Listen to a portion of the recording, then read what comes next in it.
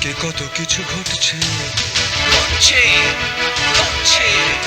মুখে মুখে ঘটনা যা রটছে, আড়ালে প্রকাশ্যে যা বলছে, তাই নিয়ে ক্যামেরা চলছে, ক্যামেরা চলছে, ক্যামেরা চলছে, ক্যামেরা চলছে। আজি বসন্ত জাগ্রত দ্বারে, নাচে গানে ও ছন্দে ভারতীয় জাদুঘরে অনুষ্ঠিত হয়ে গেল বসন্ত উৎসব। শিল্পী ডোনা গাঙ্গুলির উপস্থাপনায় 5 শতাধিক ছাত্রছাত্রীরা নৃত্য পরিবেশন করল।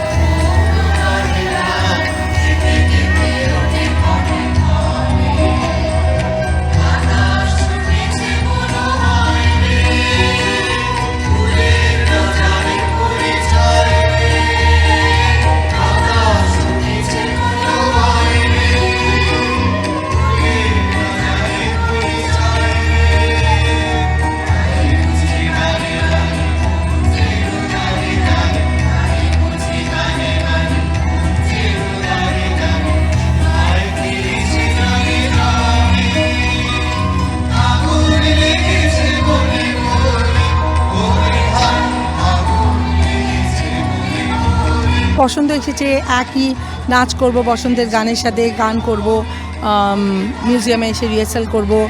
লোকেদের এটা ভালো লাগে। যেমন পুজোর সময় সেই প্যান্ডেলই যাই আর নতুন জামা কাপড় পরি, বন্ধুর সাথে আড্ডা মারি, বাড়িতে যাদের পুজো হয় তো একই জিনিস। কিন্তু প্রত্যেক বছর আমরা পুজোর জন্য উই লুক ফরওয়ার্ড।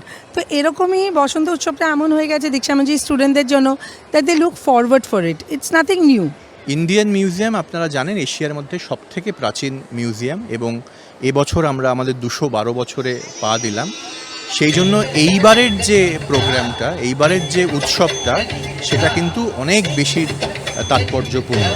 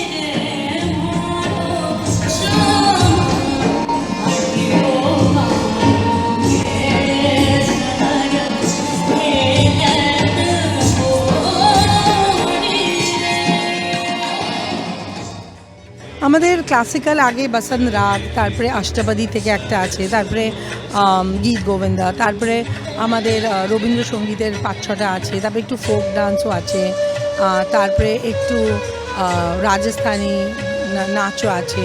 তো হোলি ডিফারেন্ট নাচ।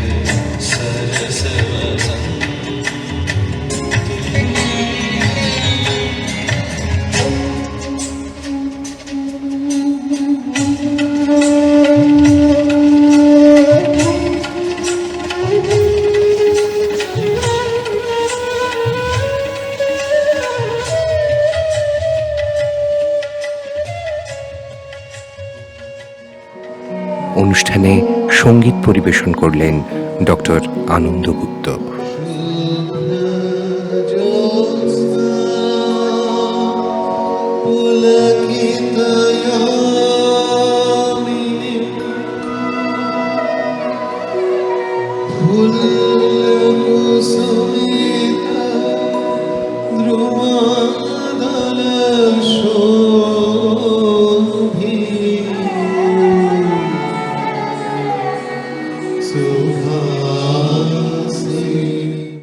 বসন্ত যাপন, বাসন্তী আর বসন্ত উৎসব এ এক উৎসব নয়, এ এক আধ্যাত্মিক মিলন আমাদের সকলের।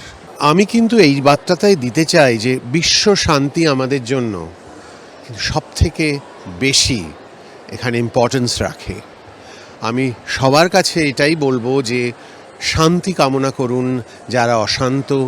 যারা অশান্ত তারা শান্ত হন, কারণ শেষে, পথের শেষে সত্যের আনন্দরূপ এবং দোলের যে আসল রং, সেটা হলো সেই সত্যের আনন্দরূপের চোখের দিকে তাকানো। সেটা যেন আমরা সকলে করতে পারি।